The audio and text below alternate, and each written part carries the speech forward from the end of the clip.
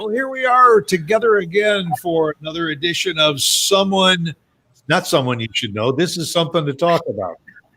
I got to get myself straight. It's Friday, whatever. Yes, for those that have just dropped in and said, "Well, wait a minute, is this trash talk or is this something to talk about?" It's something to talk about, and my co-host today is also my co-host on Trash Talk. So, Brandon Novara, hey guy. Hey, good to see you in a different show, different format. I got confused. Yeah, we're expanding our horizons. I love it. Vaughn is out of town and all, and enjoying some downtime out in the mountains with her family, and we wish her well and all. But that usually gives me an opportunity to reach out and say to somebody, "Hey, you want to just come on the show and just talk about whatever we want to talk about?" And Brandon never says no to that. I never do. No, I always. Yeah, I talk about anything and everything or nothing or whatever. Cool hat and shirt you're wearing. There's a story behind those? Well, it is the season for Halloween. So I am my classic favorite Halloween movie. One of them is the original Dracula. So I thought it was appropriate. And the hat, not to do any shameless plug, but I got a friend of mine out there told me to get these great hats from a little small place out in Gunter. So that's where I went and got. So I would say that hat is a lot of hooey. It is. It's a lot of hooey. It's funny because it's I believe it's a like a country like equipment, like farm equipment store, which, as you know, my experience on a farm is none. But right. Yeah, mine is driving past them on a dirt I like road. to go to them and visit, but I don't know what I'm doing. So what have you been up to, friend? Everything. Obviously we've got Trash Talk every Tuesday at 8 a.m. So that keeps us busy and keeps me busy trying to think of new ideas and new things that we can talk trash about. So almost every day or every other day, there's a text back and forth. And I think we should talk about this, talk about that. We do have enough topics on my list right now to get us through at least a year. I think so. Yeah. We're way past 50 items, and then we start to say, how about this one? And then something else comes up, and we say, let's push that one back. So for those that haven't caught Trash Talk yet, it's right here on both of our Facebook pages. It'll be on YouTube, and it's on Anchor.com. It's on any of the mediums. About a 15 to 20 minute show, just talking about something. And most of the time, I would say we're probably about 80% humor and 20% serious. Yeah, there's nothing. I mean, let's be real. There's not much serious going on that show, but it is fun and it takes you away from everything else that's going on in the world. So that's right. And even whatever is going on in the world, we'll make fun of that too. Oh, guaranteed. But yeah, so I've been doing that. Getting the podcast rolling even more, which has been great. Just did an episode of that before I came on here. So I'm excited about that. And working on finishing some details on the book so we can get that out by the new year. Now you have two podcasts that you do on a regular basis, right? One of them. Go ahead. One of them is toy cars on the nightstand. So that one though is more of my blog. That's more of the writing. That's more of just kind of getting it out from a dad's perspective, sort of thing, and things that I go through at the age of 41 with a 3-year-old. I like to kind of leave that more towards the writing. Whereas the Life of an Average Joe podcast, yes, that's included in there, but I just talk about some of the fun things that are going on and some of the crazy stuff that I've done in my 41 years, or I shouldn't say crazy, just really interesting things that have happened to me in my 41 years of life. So. Well, you mentioned a book. You're putting the finishing touches on the book, and that is also titled Life of an Average Joe, but there's a subtitle. Yes, it's The Life of an Average Joe Behind Bars. The bars that I drink at or sit at or worked at. not Prison Guys. I mean, that would make a good book. Not to be confused with the Yeah. that type. No Alcatraz in my life. So at least not for more than 24 hours. But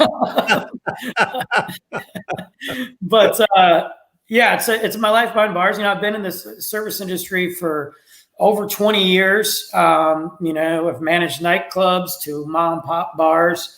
Have seen and done some great things. Have seen some awful things. And it's just from every angle. There's so many stories, and I thought they should be in a book. So that's what this book is. Well, you've done what a lot of people have always wanted to do. They always say, "Oh, I should write a book." Well, because of the life experiences, I always wanted to write a book too, because I grew up in the shoe business. Okay. My mom and dad were in the shoe business, and I came in and joined them, and then expanded that from just shoes and handbags to clothing and accessories and all. But I was going to write a book, The View from the Footstool. There you go. And just talk about all the interactions with some of the customers that we used to get in the shoe store. Yeah. And I mean, they're all in there, and I just never got around to putting them on paper.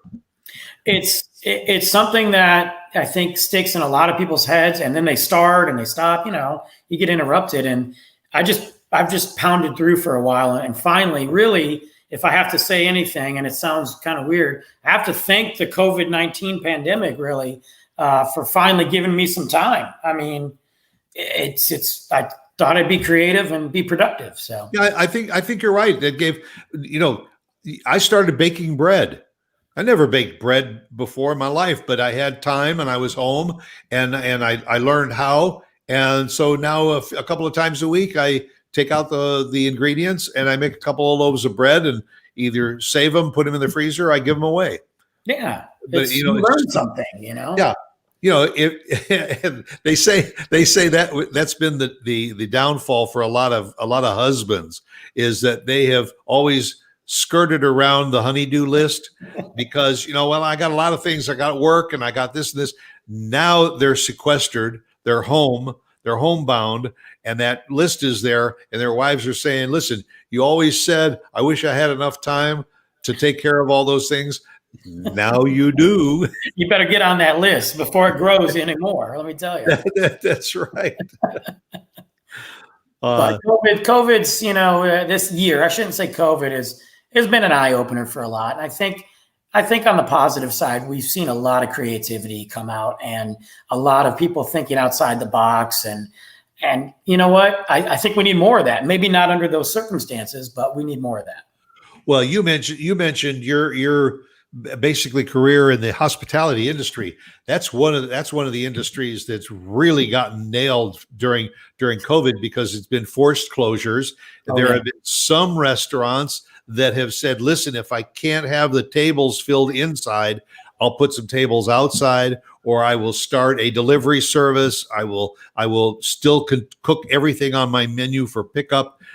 So a lot of people in that industry have become a little bit more creative as to how they're going to keep themselves alive and keep in contact with their customers. And they had to. And I mean, even now the restaurant industry, the bar industry, whatever, is suffering. And even though soon in the next week, bars will be able to reopen at 50% again in counties if they're allowed. Right. It's still, we've lost so much. And I mean, that was one of the reasons why I had so much time, because my restaurant shut down completely. They couldn't do it, even with the to-go orders, and it was just gone. So yeah, I noticed that a lot of the movie theaters are starting to open up at limited capacities too. Yeah, and that's a struggle for them too, because there's nothing out there. There's no new movies out there. Everything's gotten pushed back a year or 2 years, so they're having to go back and show. I mean, Empire Strikes Back was just in the movie theaters again. They just started showing old horror movies again, which is great. But you have to do something to get the business back. So it's tough. It's a struggle. Sure. And you look at Hollywood, and Hollywood says, well, we can't be investing millions and millions and millions of dollars on new productions when we can't release them into the theaters yet, or we're not sure. So everything kind of gets pushed back. Disney Plus or Disney just announced that their new Pixar movie, which had been pushed back and slated to be released in the movie theater, is now going to be streaming on Disney Plus, no extra charge, starting Christmas. I mean, that's awesome for me and awesome for everybody else, but that's definitely a loss. I mean, they're going to gain some subscribers, but they were anticipating that on being huge, and that is now their second Pixar movie released on that streaming service. So. Yeah. Well, the upside is at least they have that streaming service, because some of the other studios are producing the movie and they don't have the streaming service. So now they have got to spend additional money to get the streaming service to now carry it. Yeah. And you see that all the time on television now. Apple TV and Peacock TV and Netflix and Prime and all, they're starting to release some of those first run movies on their services. Yeah, because I think eventually at some time the movie theaters are going to come back to somewhat of a norm, but it's going to be a while. And we still want to see movies, and Hollywood has just made a ton and is sitting on some major blockbusters. They got to do something, Yeah, it's something. Well, going back to your shirt, we got a big holiday coming up in a couple of weeks, and it is probably your favorite holiday. And just a little bit of a backstory, but it's really kind of how I met Brandon. He was writing some articles for one of the local magazines, and he wrote an article about haunted houses and haunted places in North Texas. And I read the article, and I've never really been a big science fiction fan or follower. And I always wondered, do ghosts really exist? But after reading that article, I said, I gotta find this guy. And I had you on the show, and we talked a little bit about it. But you've been studying this kind of stuff for years and years and years and following it. Yeah, I can't pinpoint exactly when I decided I liked it, or I was interested. I know I was young, I think being scared is great for everybody. It's an adrenaline rush. I mean, I don't want to be like trapped in a car scared, like underwater or anything, but that's not something I want to deal with. But there's an excitement and there's a curiosity of things we don't understand. And I just went from there. I mean, this was dating all the way, back to when I was in Michigan, and just started doing all kinds of stuff. My friends and I would go on these trips to, alleged haunted places or places we thought would be haunted, and we would drive. I mean, we'd go hours driving, looking for stuff. And there's plenty around here in Texas, and there's plenty around here in the North Texas area, from McKinney and Denton and Frisco. I'm actually getting ready to go out to McKinney probably, I think, this week, if I'm not mistaken, to check out a few spots if I can actually reach them. So, yeah, and this is something that's not necessarily just indigenous to North Texas at all. If you go anywhere along this country, we live in a country that's over 200 years old, and while suburbia has blossomed over the last so many decades and all, those little downtown areas, some of them are still alive. Some of them are ghost towns now because everything moved out of the downtown areas. There's lots of stories and there's lots of theories, and it's fun. There's a local steakhouse here that we have that is in a 150-year-old house, and they have. The house is broken up into several little dining rooms, and they have one that's upstairs, and they tell everyone you may hear something when you dine on the second floor. And, you're thinking, oh yeah, fine. That's just a come on. But is there something to it or isn't there? It's kind of up to your thought, your imagination. But while you're sitting there and eating, and all of a sudden you hear a thump, right. What was that? The owner that just went in the back room and went thump, or was it something else? Well, and I've known staff that have worked at this particular steakhouse, and they've told me, they've come in the morning after everything's been closed, and cleaned, and silverware all of a sudden is out on the tables. Chairs are flipped. Nothing angry. It seems like there's no, there's no angry ghosts there. But things have happened there, and I believe it. I haven't experienced anything there myself, but I've talked to enough people. So, so and you've gone to parks, and you've gone to cemeteries, and old bridges. Yeah, the Denton, Goatman Bridge is a big one. Apparently, that's that's a resurgence. Apparently, there's a lot more activity going on, and I don't know if it's real or not, but I just read an article about it or read something online from Denton, and there's a lot of college kids are checking it out right now. Of course, again, COVID, so you're bored, you're looking for stuff to do. Yeah. But people are reporting more things going on at Altman Bridge, so you could look that up and find out. It's pretty cool. So yeah, and I would imagine that because of COVID, everybody is kind of hunkered down indoors. Anything to get outdoors. And not in a mass area, right, where there's lots of people, but to be able to go to a park or to go to an old cemetery and follow some of this it would be probably pretty interesting. We had one back in Michigan. It was an old psychiatric ward. It was huge, and they had the main hospital, and then they on the land they had these little homes for people that weren't as severe, I guess. And it was old. Well, it had been abandoned since I was in middle school. And I can't tell you how many trips we took there. And they used to transport these patients from one area to another in underground tunnels. And we went to the underground tunnels. Now, unfortunately, the underground tunnels became spot for a lot of other things that you didn't want to get involved in. But we saw some crazy stuff there. There were people there in certain rooms with just candles talking. We have no idea what they were talking about.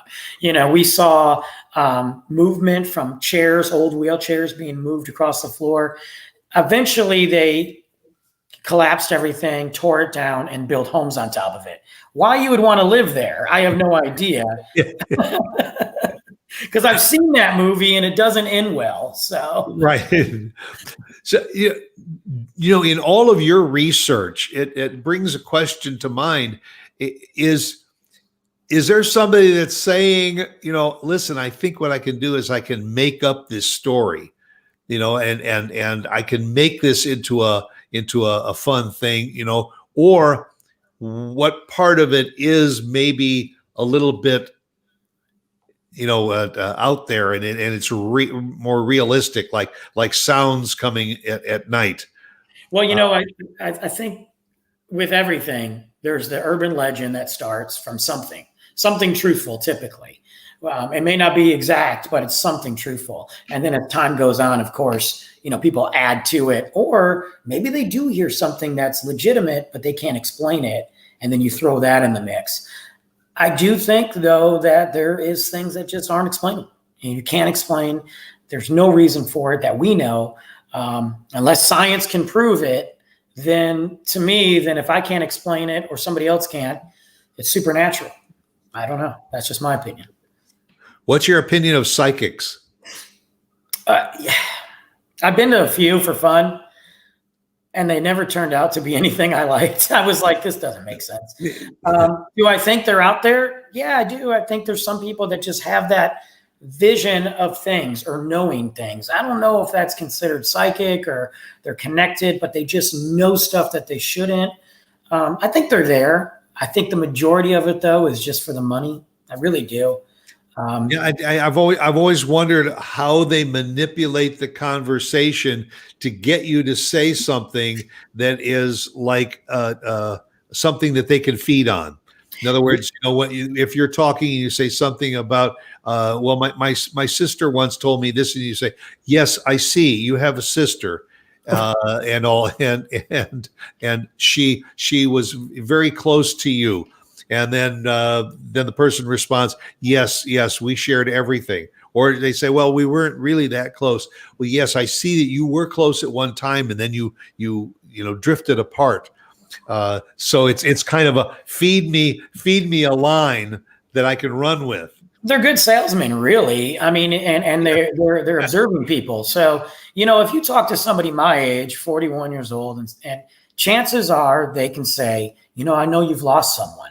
Well, I'm 41 years old. Chances are I have lost somebody. That's right. Go back to your grandparents. Yeah. Yes, I lost my grandpa or a good friend, and then they can go off that. So, I think there's some out there, when I hear about police using them to find missing people, and you hear that sometimes they work, it's interesting to me. I don't know. My favorite line is, have you ever seen a headline that says psychic wins lottery?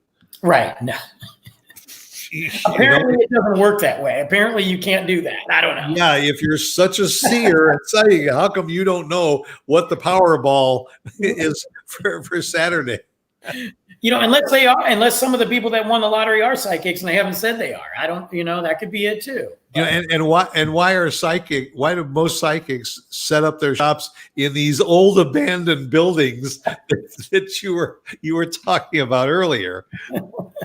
They got to be closer to the spirit world. I'm just making excuses. Yes, I don't. Yes, no. I live here with my great grandfather. He's on the second floor. Right. But it's fun. That's one thing for sure. It is fun. It's fun to go talk to them. It can be expensive, but if you just go and have a good time with it and keep an open mind and look at it as entertainment, I think you can. I always feel sorry for that poor young lady or something that goes to the psychic because she wants to know, will I find love? Right. And you know that the psychic is saying, if I say no, I'm never going to see this person again. So I'm going to say, yes, I do see love. It might take a little bit of time, but I do see love in your life. And maybe over the next 30 to 60 days. And if not, come back and see me. Right. It's coming. We'll do another reading. Yes. And so the girl comes back and she says, well, I went out with a couple of guys and one I thought was promising, but it didn't. And the other one, I haven't heard from him again. Oh, well, yes, I see that he's probably going to call you. It may be another month or so. I feel bad because it happens a lot. I mean, there's people out there that just spend a lot of money to go, I just want to find somebody. And it's like, oh, you could take that money and just go on a trip and go talk to somebody. And chances are you're going to meet them. Yeah. Or if you've got money, you can probably buy love. Yeah, really. Nowadays, I feel like there's all kinds of things, but that's funny. So what's going on in the news? I mean, can you believe, talk about, you're from Michigan. There have been some stories going on in Michigan lately. I know. I don't even know what to say. I don't even know what to say. I was blown away because, you think we're talking about movies. Sure. And I can understand the plot of a good movie. And then all of a sudden you read that the FBI has foiled an attempt by a group that was going to kidnap the governor of Michigan and abduct her from her summer retreat or her getaway cabin or something. And you're thinking, man, what movie was that from? It's a ton of them. I think Bruce Willis was in one. I think I read that, and at first I thought it was a joke. I really did. At first, when I read it, I said, "This is one of those things that's misinformation. That's not true. Fake news. Yeah. Fake news." And then they showed everybody that was arrested in it so far, and then they started tracking those people to other events, and I'm like, oh, this is real. Like, they were literally going to kidnap the governor of Michigan and start a revolt, and so I kept on reading. And for the last couple of days, I've been reading and talked to some friends and family back home about it. And I'm thinking to myself, in my lifetime, I have never heard of that happening in our country or even coming out in the headlines. In other countries, I've heard it. You hear it in Mexico, you hear it, in other countries. But the governor of Michigan, of all people, that's the one. And then they're still digging into this story and saying that there was a network of people that were contemplating doing this in other states with other politicians. I heard that. Yeah, I heard that it was like a movement. They were going to take out key figures. And the footage started coming out, the live feeds of these people and hearing them talk. And I'm like, oh, well, that explains everything. So. And then you hear on the news in other countries where, I mean, most recently in Russia, all of a sudden someone is in the hospital because they were given some kind of poison. I mean, it's like these are medieval, goings on. Yeah, there are tactics that we're not familiar with, and I'm not surprised with Russia. They love poison. It's not the first time they poisoned anybody. They always poison people in James Bond movies. So, right. And I'm not surprised with Russia, the way they handle things at all. But again, here we are in 2020 going, somebody that opposes the government is getting poisoned. And then somebody that is in the government, that's the governor of a state, is going to get kidnapped. Like it's unreal to me. Yeah. And do you find yourself kind of pinching yourself saying, am I dreaming this, or is this report real? I do. I mean, I've dug like I said, the first time I read it, I was like, no, this is going to come out as false. Definitely. And it just keeps getting worse. So. Just crazy times we live in. We do. The upside is it sure gives us some ammunition to talk about when we do our shows. Oh yeah, we get all kinds of material. I mean, every day is more breaking news, and you're sitting there saying, "I don't believe it. Is that true?" I know. Sometimes I have to shut it off. When I'm especially on Twitter, when I'm on Twitter and I'm scrolling, sometimes I just have to, after about 5 or 6 of them, I'm like, I can't do this anymore. I need a break. I need some humor. I need to find something fun. I need to go back to watching scary movies or something, That's right. Yeah. When that guy goes over and yanks a guy's arm off and chews it up and swallows it and everything, maybe there's more to that than we realize. When the horror movies become, reality. You sit there and you wonder, or when some of the horror movies become a break from reality, or you watch a horror movie and go, that could never happen, and then it's on my next Twitter feed. Yeah. You got a problem. So exactly. So, what are some of your memories? We started talking a little bit about Halloween and all. What are some of your crazy memories or fond memories and all of Halloween as a kid?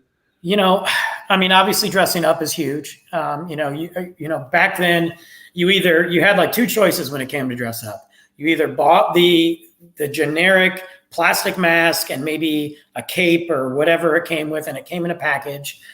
There we would shop at like Meijer or Kmart back in the day. Or you got creative and did your own, and if you did your own, usually your parents weren't happy about it because they had to do it, but it always came out better. And I was the kid that wanted to do my own all the time, everything from a Wolfman to, I took an old jacket and I had it all ripped up, and my mom did the makeup, putting hair all over my face.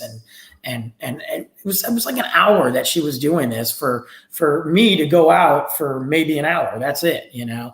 That was fun. But I just remember the neighborhoods, the neighborhoods felt so alive. Everybody decorated, everybody came out in the streets. It's fall in Michigan, so it's either raining, could be snowing, or perfect. That was your options, Right. And I just remember roaming the streets thinking, it's dark outside.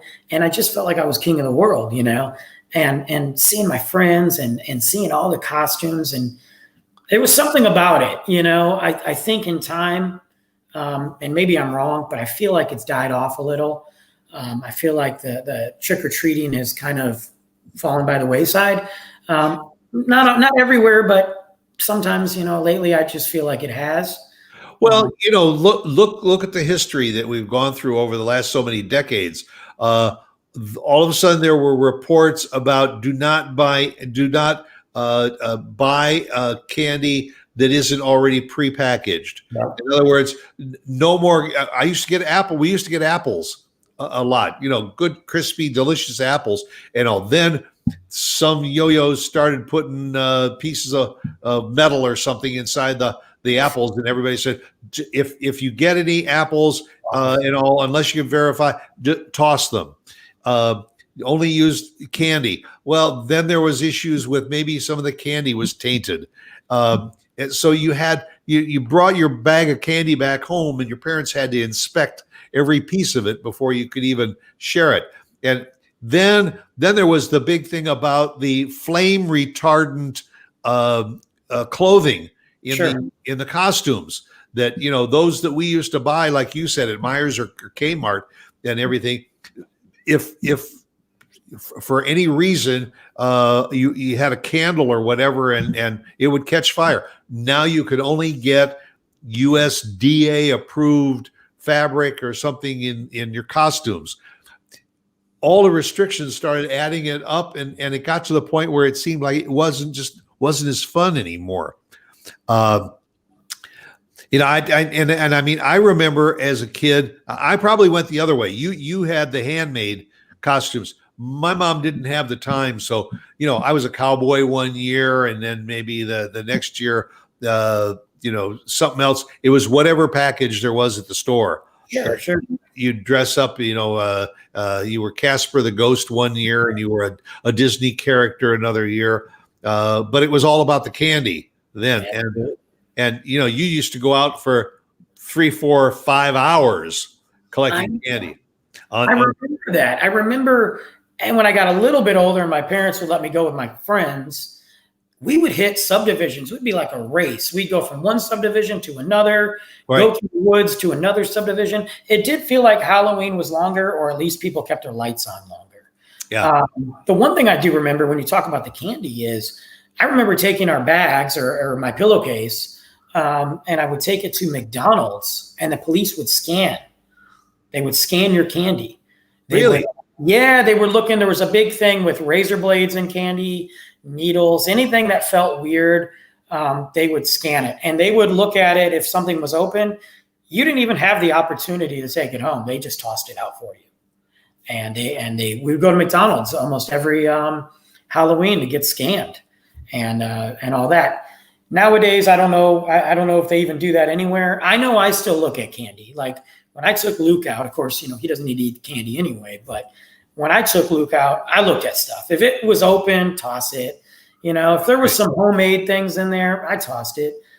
Not because I felt like maybe there was something criminal in there, but maybe just something, that could get him sick.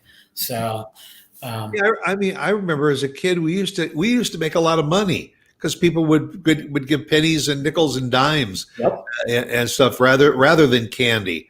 So you could make some pretty good pocket change for Halloween too. Then many years later, it seemed like you said you used to go to the subdivisions. What we used to do is we used to go to the high-rise condos. Oh, nice. Because you didn't get off the elevator and go floor by floor. What they would do is the people that lived there would set up these tables in the lobby, and you could just walk in the door and you could just fill up that pillowcase with candy from all the people that were there, and one-stop shopping. You were you were good to go. And then you would leave and maybe come back about a half hour later, because it was usually senior citizens that lived there, and they didn't remember you from the first trip anyway. Right. They see so many kids, Yeah. That's cool. Yeah, I do remember we'd go to my grandma and papa's house. They lived in an older subdivision, and they had more money, and we'd get the full candy bars there. Or you'd get people that would give you like a little, not the Easter egg, but a little bag, candy in it, and a dollar bill was wrapped around it. We did that a couple times, and I was like, man, I just made like $15. I'm rich. Yeah, and I lived in a neighborhood where there was a dentist, and you always got a toothbrush from him every year. So I get it, and it probably came in handy, but come on, dentist, give us some candy. It was great advertising because the toothbrush had his name, right on it. We just had somebody that typed in and said that some of the hospitals are now offering X-rays. That you could take candy to a local hospital and they'll do X-ray of candy after Halloween. So I don't know if I want to go this year to a hospital. Yes. Maybe next year. I'm going to risk the razor blade. Well, I was thinking that we could actually get into that system of breaking news, because I predict that all Americans will be wearing masks by Halloween. Yeah, I think so. It's going to be a 98% ratio. I mean, they're going to be wearing one mask or another. It's either this one or it's going to be one of something. But everybody's going to be wearing a mask by Halloween. The Halloween masks are probably better than the ones that we have to wear anyway. So. Yeah, probably you can breathe in them a lot easier too. Exactly. That's the thing about this year. People, I again with Twitter, I read that LA County, or I believe, and don't quote me. A month ago, they announced that the standard trick or treating was not going to happen. They banned it this year. Really? Yeah. And I started to get nervous because then I saw an article from Detroit pop up and say, "Will Halloween happen?" And I thought to myself, "Oh, Halloween's happening." Like, and of course it is, and it's okay. But there's a lot of alternatives that around here people are doing drive-through Halloween, or drive-by Halloween, I guess you could say. Even with haunted houses, they're doing some where you're in your car. You don't get out of your car to do the haunted house experience. And at least they're trying to make it so if you're not comfortable with the traditional stuff, there's other things you can do. Well, and I was thinking that it would also make more sense if, as long as the weather is advisable, that rather than people coming up and you opening and closing your door to give out candy, go down your steps to the front to the sidewalk and just set up a little table there. Let the kids come by and you just drop the candy in there. They say that you're actually a little safer being outdoors than you are indoors anyway. So to me, it would be another level of protection to just go out to the end of your driveway or whatever. If it's a nice night, set up a couple of chairs and a table and pass out the candy that way. Be a little bit safer.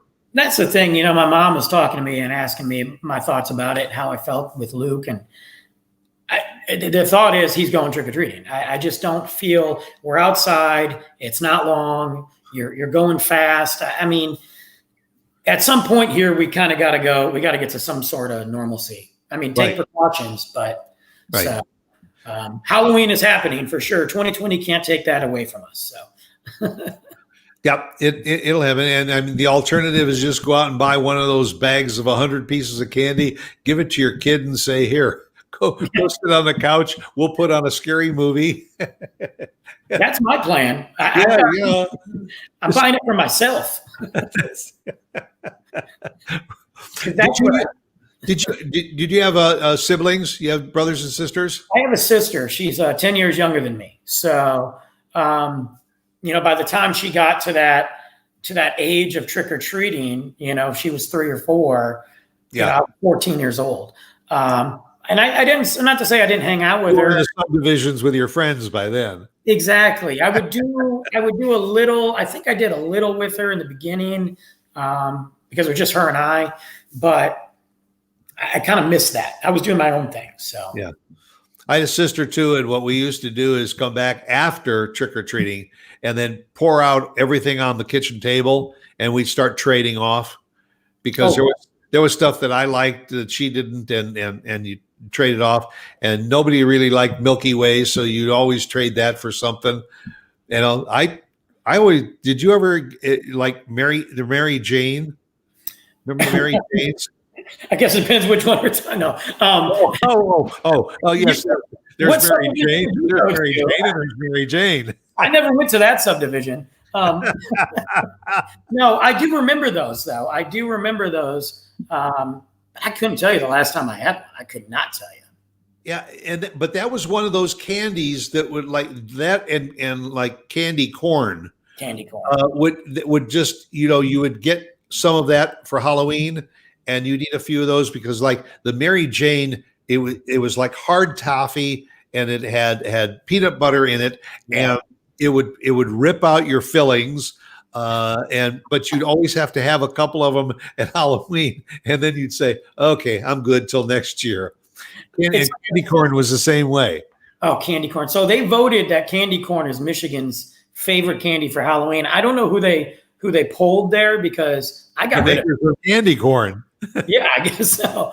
I got rid of it. I was like, get it out of here. I do remember, and I don't even know if they're around anymore. And now I'm going to definitely sound old. I remember slow pokes. They were so good. They were so good. They'd kill your teeth too, but they were delicious. Right. And I like you remember Necco? I don't Necco. Was it in Necco? They were the little discs, and it would come in a paper package. Yeah. And there were like 30 of them in a package, and it was like 100% sugar. All sugar. All sugar. And the idea is it was like lifesavers. You're only just supposed to take one, put it in your mouth, let it melt, and you'd sit there and you'd go through the whole roll of it. Yeah, you just popped them. You were just yeah. You wake up the next morning with such a stomach ache. Oh yeah.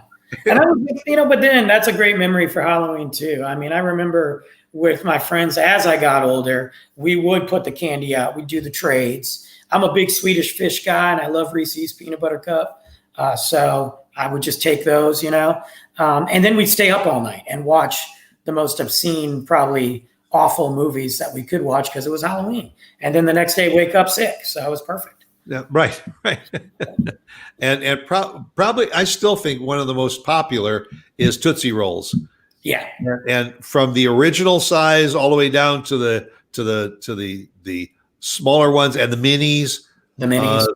That's what you often find when you go to the doctor's office or something on the way out. There'll be a little, and that's also fun. I encourage anybody, if you've got to go to a doctor or a dentist, make the appointment for just after Halloween. Oh yeah.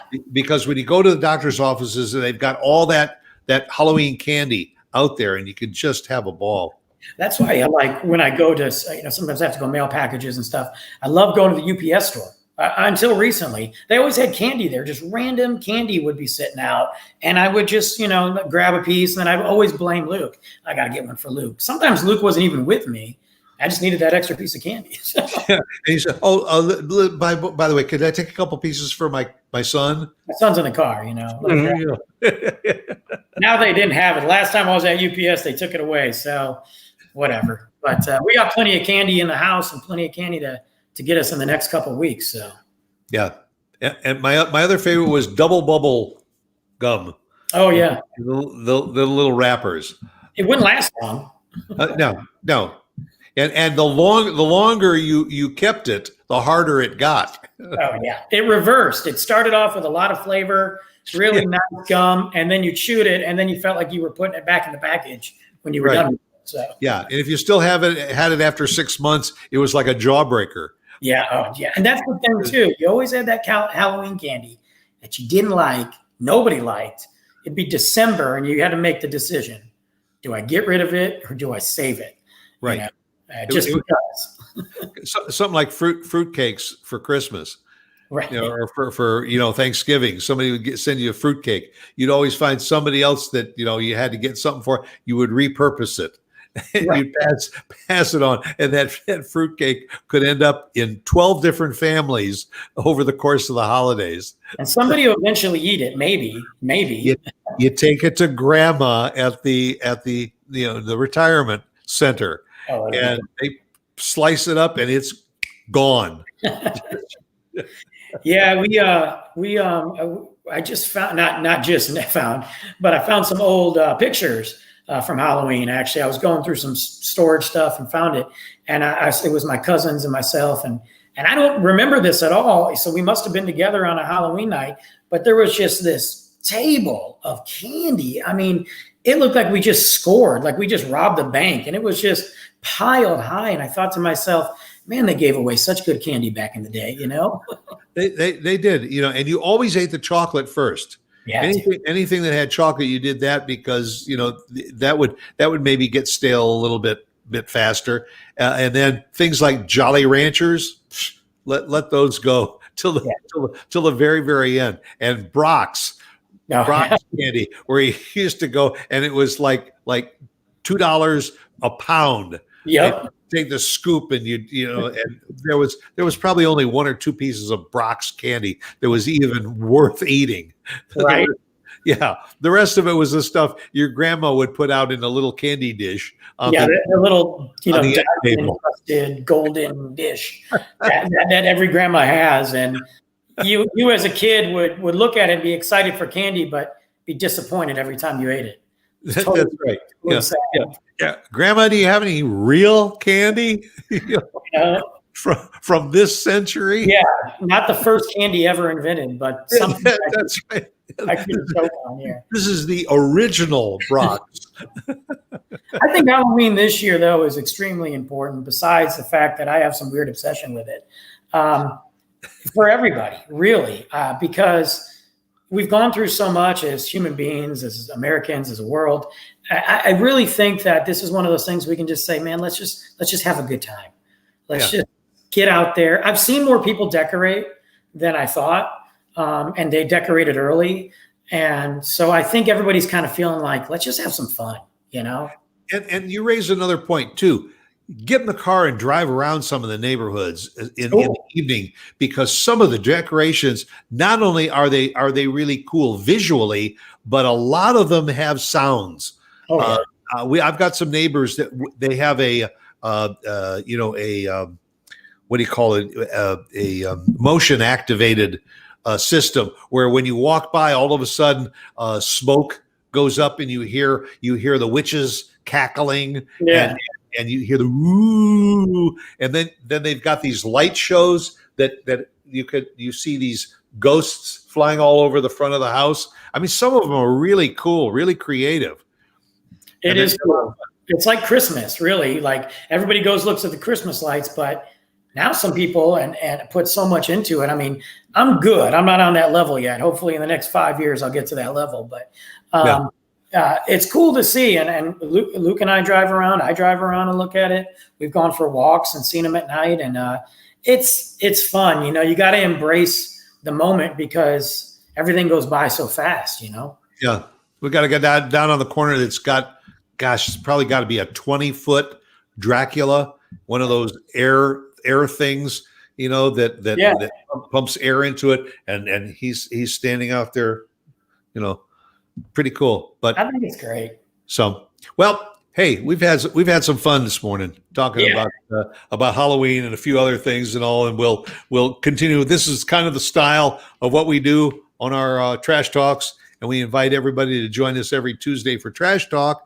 And you can come back and join me again, and Vaughn will probably be back next week for another edition of Something to Talk About. But thank you to Brandon Novara for spending some time with us. Thanks for having me on the show today. You go out and make it a great weekend, and we will catch up with you again next week right here, same time, same station. Go out and make it a good one. See you later, bro. See ya.